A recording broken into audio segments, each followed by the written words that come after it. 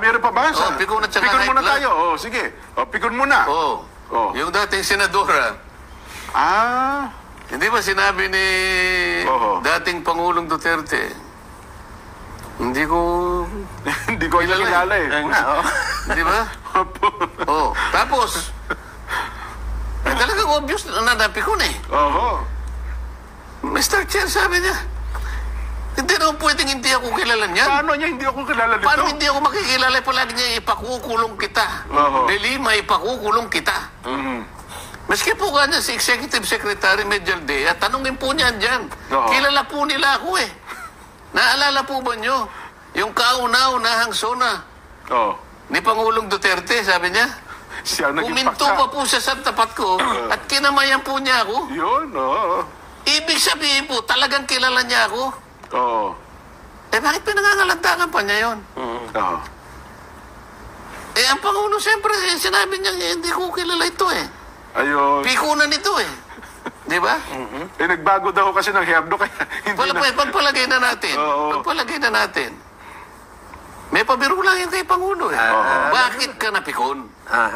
Pagka pikon talo, di ba? Ay, opo. Kahit sa mga bata, basta pikon, talo yan. Kung ako halimbawa, kung talagang, kung hindi ka pikon, Mr. Chair, nakakaawa naman po si dating Pangulong Duterte. Hindi pa naman po siya matandang-matanda. Bakit po nakalimutan niya na ako? Mga ganun dapat ang tirada mo. Pero hindi ka dapat nagpa-apekto. Lumitaw dito. Nareyna ka ng mga pikon. Napikon talaga siya. Hindi ba?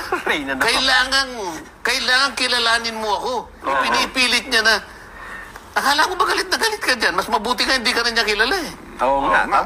Naisip niyo ba? Tayo ina-analyze lang natin. Kung talagang ikaw ay galit ka sa taong ito, mas mabuti pang hindi ka na niya kilala. Ba't ka nagagalit? Ba't ka napipikon nung sinabi niyang hindi kita kilala? Gusto mo palang kilalanin ka man niya? Affected niya eh, no? Affected ka? Pag hindi ka pala niya kilala, medyo masakit palang loob mo kung hindi ka niya kikilalanin. Ibig sabihin, ang laki ng importansya mo. Pag-importansya mo sa dating Pangulo. Yun ang lumilitaw. Ang liwanag naman ito eh. Di ba tayo minsan?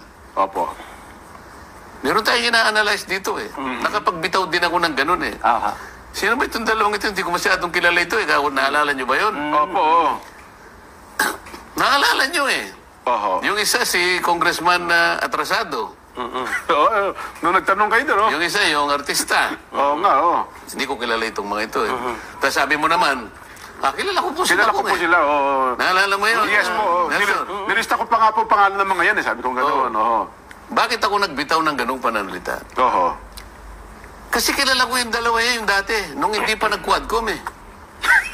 Magalang yung dalawa. Kaibigan ko yung dalawa na yun eh. Ha? Hindi nagtuturo ng ganun. Hindi na, are you rebuking this committee? Hindi ganun yung kakilala ko. Magalang yun. Mga kaibigan ko yun eh. Yung isa kapitbahay ko nga na gano'n eh. Paano ko ngayon sasabihin? Kaya nga sinabi ko, hindi ko sila kilala. Kasi pareho silang hindi sila abogado. Kasi malaki na pinagbago nila. Teka muna, hindi naman sino ba itong mga ito? Hindi na ito yung mga kakilala ko. Yun lang ibig ko sabihin niya. Yun nga. Okay? Sapagkat, sinasabi nga natin palagi, hindi po kayo abogado eh. Pero kung magtanong po kayo, kahit na po wala na sa hulog, ipinipilit ninyo eh. Kaya po sa panig po nung nakakaalam ng batas, nakakaawa po kayo eh. Ito yung punto natin, kaya ako nasabi. Kaya kanina, nung sinasabi dinidiscuss natin, ba't hindi niya ako kilala? Ba't ang sakit ang loob mo? Gusto mo bang kilalanin ka pa rito eh? Galit na galit ka rito? So ngayon, pansinin mo ngayon, anong klaseng katangian ang ipinakita nila sa buong Pilipinas? Yun. Na atin, magalang, bastos, pikon, High blood, yung isa. Pangapat, high blood. Initin mo yun. Yung high blood, kilala mo naman yun eh. Si Congressman Paduano yan. Kaibigan natin yan. Walang tatalo. Pero alam mo ba yung 14 na oras ko, ina-expect ko na magtatanong siya, meron siyang line of question. Hindi pala siya nagtanong. Doon ako nasipayo eh. Kasi hinihintay ko yung mga linya ng itatanong ni Kong Karamps Wala, puro lang pala sa order. Sabi, order. Nagpo-point of order na lang siya. Puro point of order. Ito yung problema natin. Opo. Pag nag-point of order ka, pangkaraniwan, dapat merong mga rules na nilabag mo. Okay. Kasi raw, sinabi niya, hindi rules ang sinasabi niya. Oo. So, pinipilit niya yun. Hanggang doon lamang ang kaya niyang gawin. Pinipilit niya na merong nilabag sapagkat napatunayan na ganito, bakit iniiba mo? Wala sa hulog talaga yung mga ganun eh. Kasi pagka point of order kong tatawagin agad siya kasi uunahin siya, di ba? Priority yung point of order. Pag nag-point of order ka, ang sasabihin ng chairman, what rule has been what is your point of order? Opo. What is the point of order? Kasi it presupposes the violation of the rule. Tama. Ano yun? Wala nang pangkaraniwan. Wala silang sinasabi na rule na na-violate. Kung kamukha nung sinasabi ni Congressman Abante. Pinag-aralan niya si Pangulo. Aba? Pangulo, kanya, kami po yung nakikiusap, huwag po kayong gagamit ng mga bastos na pananalita na ganito, na bulgar na ganito, ganyan-ganyan. Opo. Sapagkat po, hindi namin papayagan yan. Magpo-point of order po ako. Anong basis ng point of order? Halimbawa, di ba, yung Pangulong Duterte, palagi niyang ginagamit yung PI. Yan. Alam na natin yun. Huwag na natin PI, sabi niya. Para sa kanya, bulgar yun. Paano kung halimbawa, nandun ako, wala lang na gano'n eh. Nasa dalawang pagdidesisyon ng Korte Suprema, yung PI, hindi isang bulgar na, isang pangkaraniwang remark na ginagamit. Kasi may nagdemanda eh. Ano naging issue ba sa Korte yan? Nag-issue sa Korte. Dinimanda ng ano yung termino natin? Ng kawalan ng paggalang kasi inano siya, no? Slander by the o whatever. Ang ruling ng hindi yan common lang yan eh. Yun, ganun ba? Kasi kung papansinin mo, yung PI, pansinin mo, sa bawat ginagamit na pananalita ni Pangulong Duterte na PI, wala siyang mo. Ibig sabihin, wala siyang inaano na isang hindi tao. Hindi siya pinapartikular sa isang tao. Wala. Basta niya, PI. Sabi niya lang. Iba yung sinabi mong PI mo. Direkta sa'yo. Pansinin mo lahat ang sinasabi niya. Wala. Kaya makikita mo, kabisado niya yung batas eh. Kabisado niya yung batas. So, dito lilitaw ngayon lahat. Ito nga, nagpipilit siya, na pinipilit niya na mabuti hindi siya pinangaralan. Hindi lang kumikipo yung dating presidente. Pwede nating sabihin sa kanya, pwede nating i-text sa kanya, basahin mo itong desisyon ng Korte Suprema, dalawang jurisprudence. Yung PI ay isang pangkaraniwang ekspresyon na ginagamit. Hindi bulgar. Yun pala, no? Kaya pala sa Senado, hindi siya pinigil kasi sabi niya, parang, sabi ang ruling... Una, wala siyang sinabing mo. Diba? I-analyze mo lahat ng mga pinagsasabi niya. Wala yung facts mo. daw po yun eh, sabi niya. Kumbaga, yun ang nasabi niya that time, actual, nung nababanggit niya salita na yun. Yun. Tapos na ba tayo? Hindi meron pa. Uuwi na ako eh. Martes pa lang eh. Nagkamali ako. Kala ko Biyernes eh. So, may meeting pa ako eh. Meron palang, so yun ang apat na katangian ko nga na dapat ay ma-analyze din ng kaya ating mga kabayan. Kaya natin ina-expose, tinutulungan natin ang ating mga mamamayan. Para makita nila, pati katangian na kanilang ipinakita, yung kanilang decorum, yung kanilang composure, dapat sa liwanag po, sa liwanag ng mga pangyayari, salaminin po ninyo kung sino-sino sila.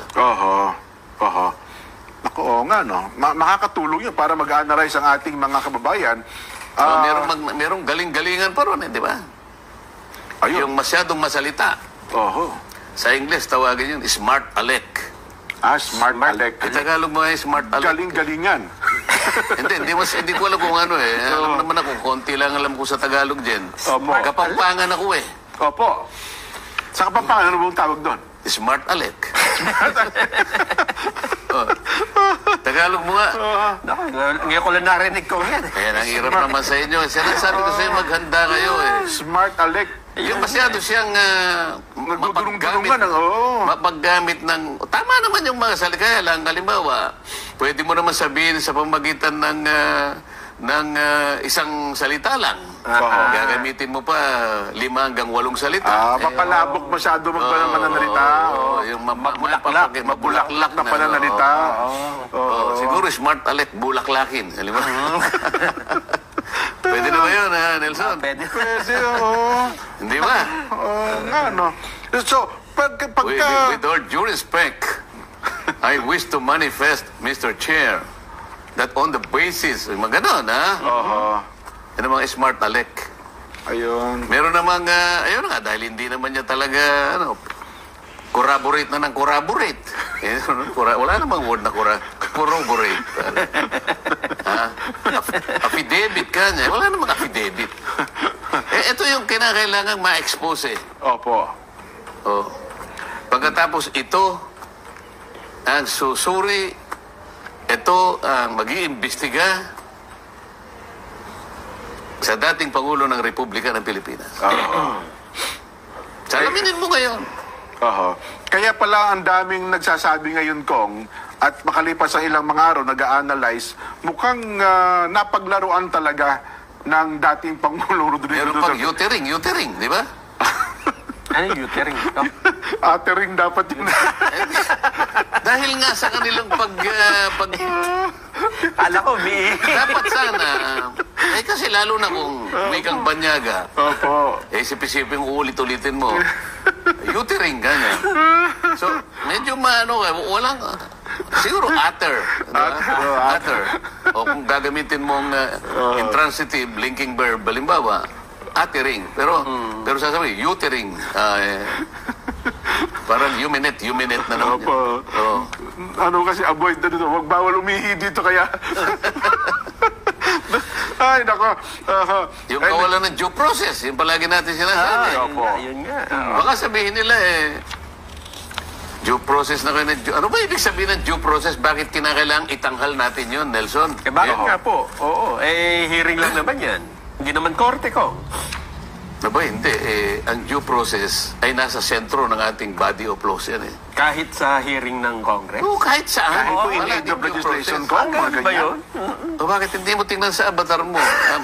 Maski na si Daniel Webster, meron siyang sinasabi kung ano yung due process. Ganun ba? Daniel Webster, kamo, definition of due process. Daniel Webster. Oo. Due process. Oo, tingnan mo. Definition. Talaga naman. Kasi ang alam natin pero Sayang yung makina mo, hindi mo ginaya. Pero bago mo alamin yan, Nelson, meron lang tayong ilang mga mahaligang pala. Baka hindi na nga kami kumikita kung mag-aabono pa kami